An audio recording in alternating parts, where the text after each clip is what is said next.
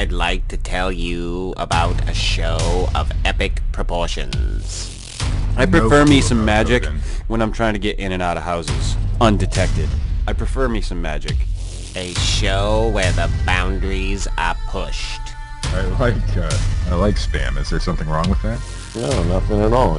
I'll meat with jelly on top of it. Go right ahead. I'd like to tell you about that show, but that is not this show. This show is the Fortean Slip, with host Chris York.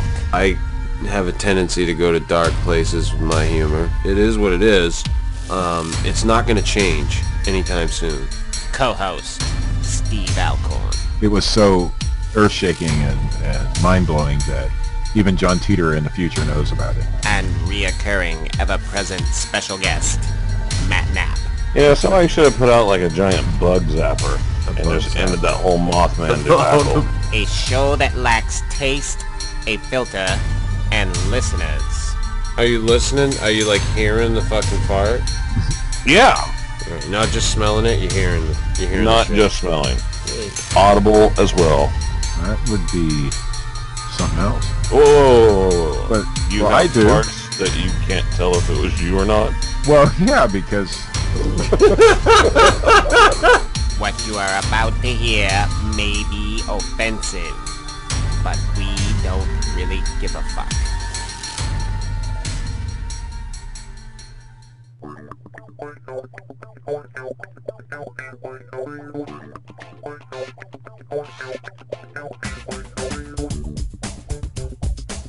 Good evening and welcome to the Fortean Slip. This is episode 29. Elvis Presley, International Man of Mystery. Wanted, dead or alive.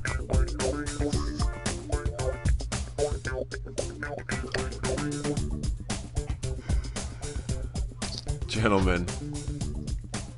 thank you very much. Don't even try. I know I suck at Elvis. Matt, how are you this evening? Just go.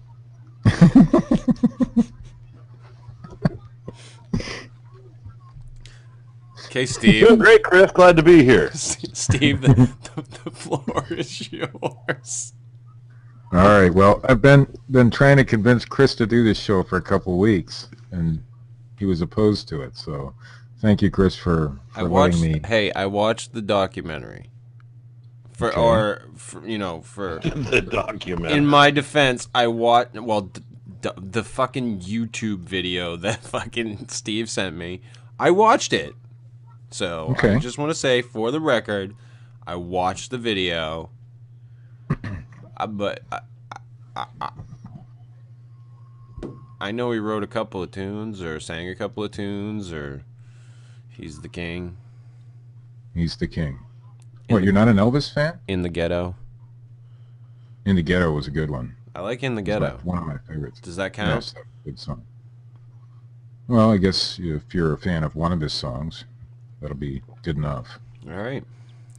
So I guess we're discussing whether or not Mr. Elvis Aaron Presley died on August 16th, 1977 or not. I say he's still alive. Wasn't he supposed to do a show in like Portland, Maine? I don't know. I've never Like right before he died. wait. If he was supposed to do the show right before he died, I know he was getting ready to go on tour. He was supposed to go on tour You're the supposed next to day. be the fucking Elvis Presley expert. I am the Elvis Presley expert. He was supposed to go on tour the Excerpt? next day. Yeah, you're a fucking excerpt, whatever. all right. Colonel Steve Alcorn. Here's the thing. There are a couple gentlemen who claim, well, sort of kind of claim, that they are Elvis Presley. And one of them had DNA tests done, and it came back that he's related to both sides of the Presley family. Oh, really? Who produced those results? Well, he did. Oh. So the guy claiming to be Elvis produced his own DNA results. Was this documented on like video, like him going and being tested and at the doctor when the results being handed to him, or did he just put them on the internet? No, he sent them to Fox 8 News in Cleveland. Fox 8 News in Cleveland. Yes. So he sent a piece of paper to Fox 8 News in Cleveland. Why would he send them to a local news station in Cleveland, Ohio? Just out of curiosity. I'm not exactly clear on that. Mm. But here's the thing. They had known DNA from Elvis, and it matched whatever this guy produced. Supposed No. See, here's the thing. Elvis's DNA at his autopsy did not match DNA from a prior biopsy that he had. Let's just back up for a second. Okay. Coming from my position, the position that says anybody who believes Elvis is still alive and faked his own death is full of shit. No offense, Steve. Okay. Why? What would be the reason? Well, the reason is because he got fat and addicted to drugs, so he couldn't just go to rehab and lose some weight like all other celebrities do? Well, there's a lot of theories, but one is that he was went into the witness protection program because he was a DEA agent. Yeah, because the best place for an undercover officer to be is the biggest star in the world. Well, see, nobody would suspect that. Apparently, Richard Nixon gave him a badge. It said that he was a special agent in the Bureau of Narcotics. They gave Shaquille O'Neal a badge too, Steve, but he's not a real cop. They gave Steven Seagal a badge. Well, yeah, but he is a real cop. They make people honorary things all the time, especially celebrities. They gave Ted Nugent a badge. Well, see, in Paul 1977... McCartney's not an actual knight. In 1977... Sir Ian McKellen's not... Well, here's the thing, though. In 1977... Magneto? The FBI had enough evidence to arrest and convict a worldwide mafia ring that defrauded the Presley family of over $1 million, and, of course, many other organizations that they defrauded. And all the arrest warrants were issued on August 16th, 1977. And that would be the same day that Elvis died. Well, is that a coincidence? Probably so. Well, how's that a coincidence? So everybody that... Lots of things happened on that day. Oh, well, yeah, but it would have been tied right to Elvis, and why would he, what I see, I just don't get it. Why part of an ongoing investigation that the Presley family happened to be victims of being defrauded by an international crime ring, as well as other people, that arrest warrant was served that day, and since that's the day Elvis died, they didn't put his wife, child, nobody else went into witness protection, just Elvis. The most secure person in the family. Let's put him in the witness protection program, but nobody else. Because the mob usually goes after someone like that and not their family. Right. No, not right. No? Well, okay, here's another thing. Handwriting experts have proven that the signature on Elvis's death certificate is in Elvis's own handwriting. Steve. That's from the state of handwriting experts. Tennessee, I believe, or Georgia, I can't remember which. That a court, this lady who goes to court and testifies against people, as she's a handwriting expert. Okay. And she works for the state. According to her credentials that she listed on the message board. No, this wasn't from a message board. You can go on YouTube and hear her. Oh, YouTube. Yeah, but you can hear her. She's definitely who she says she is. Okay. Argument, she I'm is. not sure she's the one who did the death certificate, but this guy named Jesse who claims to be Elvis. she analyzed his handwriting, the one that did the DNA stuff. But he's not And she interested said- in talking to his family or friends or reaping the billions of No, dollars his at this family. point. His family knows that he's still alive, according to Oh. Jesse himself. So See, Jesse, even though he's living anonymously, is interested in going on the internet and letting everybody know, hey, I'm Elvis and I'm still alive, but I'm not going to tell anybody where I live. Well, that's because of the witness protection program that he's in. Which he he wants would his have broken friends at to know. that point. I'm sure the FBI has caught wind of this. Well, his name isn't really Jesse, obviously. Jesse was his Yeah, but his, Steve, see, unborn twin brother's name. the thing about the internet is if you use it, people can find you with it. Right. But they haven't found this Jesse dude yet. Well, I doubt he any makes hackers weekly are calls. really believing He this makes story. He makes weekly calls to this lady. He disguises his voice when he does it, but he makes weekly calls to this lady, and she posts everything he says on the internet, and he's very convincing. But he disguises his voice for some reason. I haven't figured that one out yet. Because he doesn't sound like Elvis. I want to note that in the last time we debated something, Steve was the one with the most rational thought. Listen, I'm a firm believer that Elvis did not die on the day they said he died. I'm just saying. But why? Well, there's lots of reasons why. They lied about the autopsy in the beginning. They said he died of heart problems, and he didn't. It was allegedly, now they say, drug overdose, but if And he was, that wouldn't cause if heart he was a problems? DEA agent, then it couldn't have been a drug overdose because But he wasn't a DEA agent. Richard Nixon gave him a badge. So what? There's pictures of it. Okay, here's another thing. Okay, let me tell you something, Steve. My mom is a huge fan of Elvis Presley, all right? Huge fan. In one of her apartments that she lived in whenever I was a kid, she had a black and white 8x10 photograph of Elvis Presley standing in front of her fireplace. Okay. I was born in 1977. Aha. Okay, January of 1977. Hmm. Whenever she moved into this apartment, I was about, well, it was around, I would say 85-ish. Mm-hmm. And there was a black and white photograph of Elvis Presley standing in front of her fireplace in that apartment Okay. in Tulsa, Oklahoma. A young Elvis at that. Okay. This was before Photoshop existed. Okay. They Well, still there was had the photo ability manipulation, but to fake things at that time. Elvis never stood in front of her fireplace in that apartment. okay. You see what I'm saying? That they Can't faked believe the photograph. everything you hear or see. Right, I get that, but I just don't see.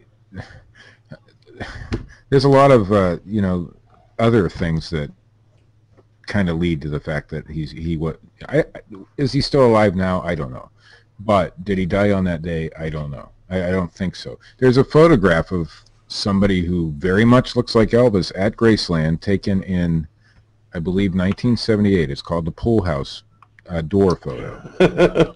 And Yeah, and there's also a guy that verified walks by the by window Kodak. doing an interview.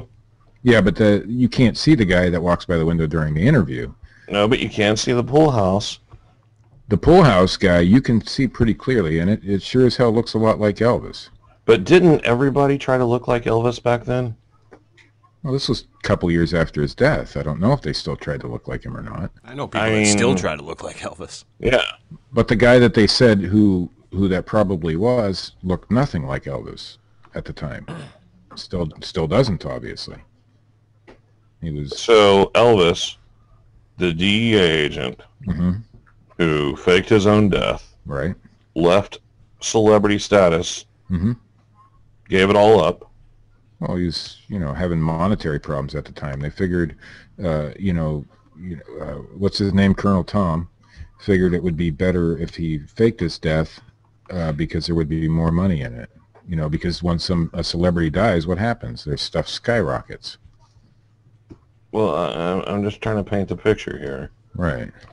He goes into the witness protection program, but yet a photo of him at Graceland after the time of his death exists and has stayed in existence until the internet was created and is now posted everywhere on the internet, and nobody's tried to stop that, like dispute it.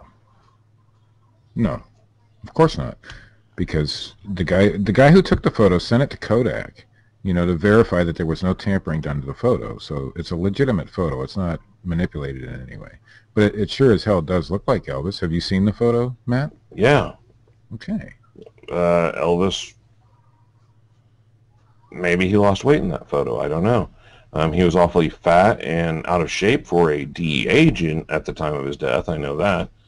Right. Maybe he went on a lot of stakeouts, man. Yeah, at Steak and Shake. Well, that's what made him a good DEA agent. Nobody would have suspected the most famous person in the world of being... Freeze right there. Yeah, I'm not buying this, Steve. You're going to have to give me more. I mean, my godmother had a vial of his sweat. Okay. But I don't think it was actually Elvis's sweat. I had a velvet Elvis once. So did my mother, hanging in the bathroom. My dad was a big Elvis Presley fan. He had a velvet Elvis. But anyway, no. What about all the Elvis's personal possessions that are missing from Graceland? Family. Now, before the auction, everything was cataloged because they auctioned off a lot of his shit. And why would they auction off a lot of his shit? You know, if he was, wouldn't you want to keep that if you were the family?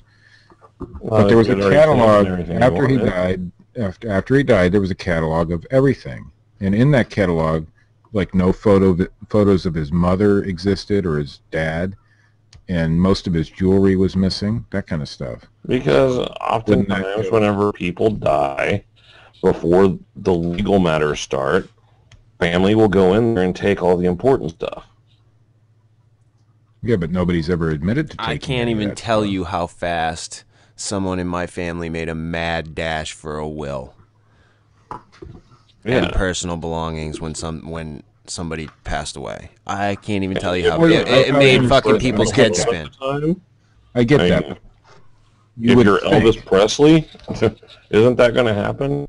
Aren't maids going to be pocketing every piece of jewelry they can at the time? Okay, here's another thing. When this guy came out with his DNA, it could have been easily put to rest if Lisa Marie would have had her DNA tested, and she wouldn't do it. Why wouldn't she do it? Because she's nuts. Well, yeah, but besides that, that's all the reason she needs. But it would have. Here's the thing: she could have just easily put that guy's story to rest. All she had to do was offer her DNA. And Michael Jackson could have put a story to rest if he had whipped out his penis, but he didn't do it. Well, he's still alive too, but we won't go there. Oh, Jesus. He was recycled long ago, Steve. No, I do not believe that Michael Jackson is still alive, but there are a lot of similarities between the two. I mean, they were both called the King, right? Well, okay. Whether or not Elvis is still alive, I can't be 100% certain, but I think a lot of things are mysterious and point to that it could be possible. Well, let's just exhume the grave and test it. Yeah, but they won't do that. Why not? I don't know. Because they know that there's no need to. See, here's what I think. I think millions and millions of people were obsessed with Elvis Presley. And still are. And right. I think whenever he died at a young age. So I believe people created these stories to hold on to something. Okay. I don't think it goes any farther than that. So you're a firm believer that Elvis died in 1977 then? I don't think there was anything mysterious around his death. Okay. Here's my take. Here's my take. I'm gonna wrap it up. Here's my fucking take on the whole thing. Elvis Presley, the legend, the rumors, the fucking conspiracies, whatever you want to call it. It's akin to JFK. He was beloved, and there are and in a way, like what Matt said, there are people who are die hard on one side and die hard on the other, because there's no in between with shit like that. And there are people who don't give a shit, but by and far there are people who either strongly believe there was a conspiracy or strongly believe that there wasn't, and it's just held on for years and years and years. I mean, look, people have been debating the JFK conspiracy for, since it happened. So I don't know if there's any way to come to a conclusion on any type of debate like this. Well, it's just, one side you have the side of basically taking the story as is. And then the other side usually, and this isn't just with the Elvis thing, it's with most stories like this, the other side has some stipulation where the truth can't ever be found out for sure, such as undercover for the government. There's no way to confirm that. You know that going into the story, so you've got that, that can't really be argued because you always have that to fall back on. Well, he worked for the government as a secret agent, so of course we can't verify any of that information. And that just seems to be a common denominator in conspiracy theories of all types, whether it's someone's death or otherwise. I mean, I've seen the stories. I've looked into this a little bit myself. My best friend's father was an Elvis impersonator, actually. But impersonator? Yes, impersonator. Or no, doppelganger. But these stories of Elvis had a bit part in Home Alone where he's standing in the line, and everybody believed that until the actor came forward and said, "No, I'm not Elvis. It's me. See, here I am." But that was the big news, like, "Oh, Elvis is in this movie. That's real." And there's even people now that the actor has come out and verified this. Oh, he's lying. He's lying. He's part of the cover-up. Well, when do you let it go is the question. Well, I'll be willing to let it go if you guys will someday in the future allow me to do an episode on Andy Kaufman still being alive. And on that note,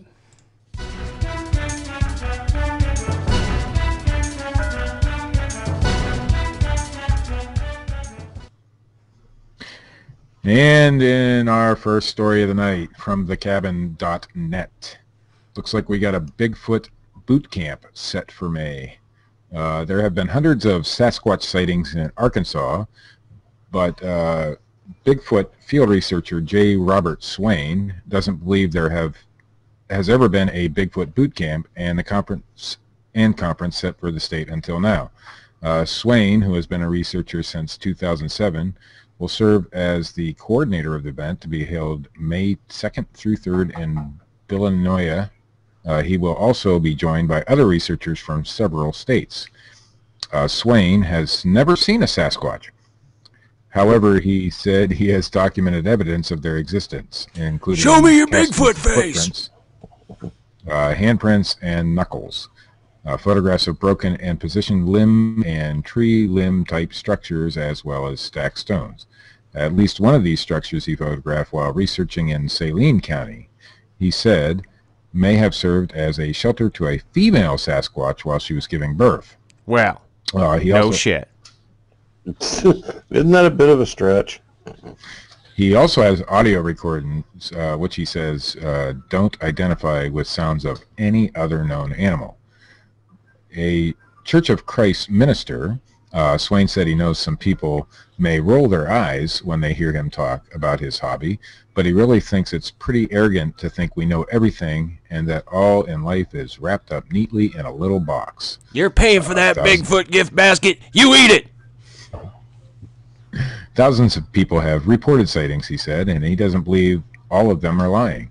If only one report of a sighting is real, then Bigfoot is real, he said. I don't think there's a worldwide conspiracy to fool people. I also don't believe the creature is the missing link or a primitive man. I think it's a flesh and blood animal, and God made it. There is fossil evidence of a giant ape from Asia, and that's what I believe it is. Swain is a member. Will be provided at this event, or? Swain is a member of the Alliance of Independent Bigfoot Researchers and the founder of the Arkansas Primates Evidence Society, or APES for short. He has squashed in several states, including Arkansas, California, Washington, Oklahoma, Mississippi, and Tennessee. He is well known in the Bigfoot world for being an author and creator of Sasquatch cartoons. He speaks at conferences across the U.S. and presents a database. Why did you chuckle whenever you read that part? Son, all I ever ask of my Bigfoot researchers is that they obey my commands as they would the word of God. Other than Sasquatch, I've never heard of Mr. Swain. That's why I chuckled. He speaks at conferences across the U.S. and presents a database listing 300 to 350 reports of sightings in Arkansas, maps marking many locations, and shows his castings as well as shares his adventures, including the one where he believes he came close to meeting a Sasquatch face-to-face. Something left a huge handprint on his car during that camping trip, and he captured the sound using digital recorders. Missed it by that much. During his PowerPoint presentation, he also references... Ooh, exciting. Yes. He also references the first newspaper account of a sighting in Arkansas in the 1850s. He believes that for every one report of a sighting, there are probably 9 that aren't reported, most because of fears of not being believed. And from the HuffingtonPost.com, astronaut Leroy Jenkins. Leroy Jenkins. Leroy Chow, I believe that's how it's pronounced. C-H-I-A-O. God damn it, Leroy. Opens up about his 2005 UFO sighting. In 2005, astronaut Leo Chow was commander of the International Space Station for 6.5 months. During a spacewalk with cosmonaut, Salazan Sharapov, the two were talking... yes, astronaut Salazan Sharapov. Salazan Sharapov. The two were installing navigation antennas. They were 230 miles above Earth, traveling at over 17,000 miles per hour, when something unusual caught Chow's eye. He says, I saw some lights that seemed to be in a line, and it was almost like an upside-down check mark. And I saw them fly by, and I thought it was awfully strange. Chow's fellow spacewalker, Sharapov, hadn't seen the lights because he was facing the opposite direction. Because he was doing his job. This experience, recreated in a video, launches NASA's Unexplained Files, one of several programs presented as part of Science Channel's week-long Are We Alone series beginning March 2nd, which is already passed. As they begin to desensitize us to the invasion. A down-to-earth explanation is offered for Chow's sighting, the bright lights of a fishing boat hundreds of miles below him. But is that the only possible interpretation of what the astronaut saw? What? I'm just reading the news. It's easy for many to have no doubt that he witnessed an intelligently controlled extraterrestrial spacecraft, but Chow doesn't believe there's ever been any tangible evidence that someone else is visiting Earth or has done so in the past. He says, I'm skeptical of the claims that we have been visited by aliens from another planet or other dimension, but I don't rule it out 100%. I have an open mind, and I do believe there's other life in the universe. If there is life out there, that's so much more advanced than we are, and they know either how to travel great distance in short amounts of time, or they're able to come from a parallel universe into ours. Why don't they just come and show themselves? NASA's Unexplained Files episodes highlight possible out-of-this-world UFOs either seen or photographed by astronauts over many years. An alleged photographic piece of UFO evidence occurred on the 1972 Apollo 16 moon mission when astronauts returned to Earth with several film canisters, one which showed something intriguing above the lunar surface, something that looks very much like the classic flying saucer.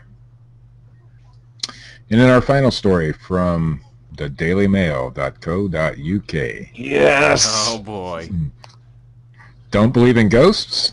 A spooky surveillance video from a store in Guilford, New Hampshire has even skeptics reconsidering their opinion of the supernatural. Footage from the Elacoya country store in Guilford shows a glass cake tray top being mysteriously thrown from the table and shattering on the ground after store employee Heidi Boyd leaves the room. Upon hearing the noise, Heidi rushes back inside to see what the ruckus was and is terrified to discover that the glass object managed to propel itself from the table and into a scattered pile of sharp glass shards. Surveillance shows employee Bonnie, I thought they said Heidi. Your daughter Carol Ann's in the soda cooler. Leaving the room for a moment.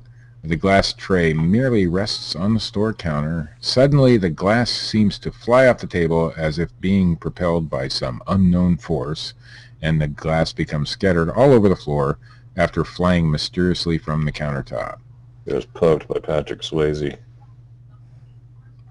Store owner Steve Bazzoda said that while objects haven't traveled by themselves before to his knowledge, customers and employees have sensed a ghostly presence and have even felt their shoulders being pulled. The video was first shared on the Elacoya Barn and Grill Facebook page, which is connected to the store with the tagline, "Haunted much?" Since then, skeptics have questioned the validity of the tape. Some say they think that the glass was yanked from a string out of the window. However, the window doesn't open.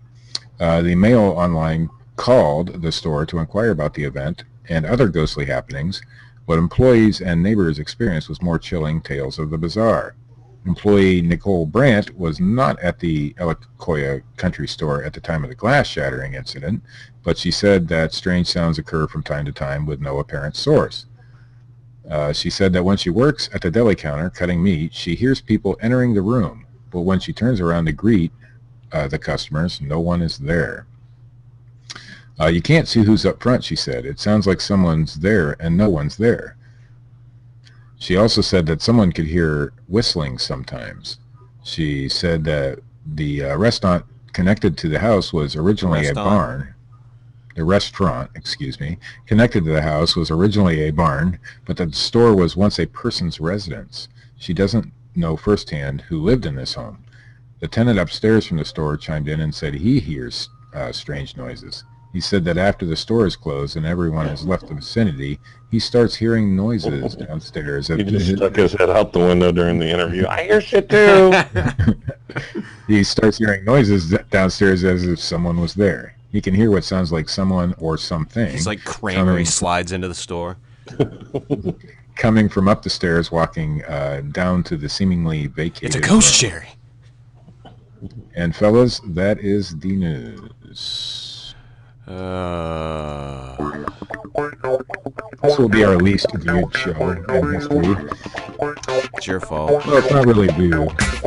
Listen to. This has been episode 29, Elvis Presley, International Man of Mystery.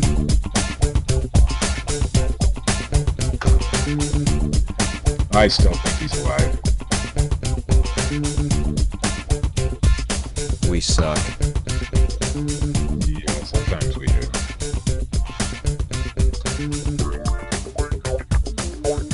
Thanks for letting me do the Elvis show, Chris. I think I've proved to a lot of people out there that we Elvis should never do that again. You're not going to let me do the Andy Kaufman?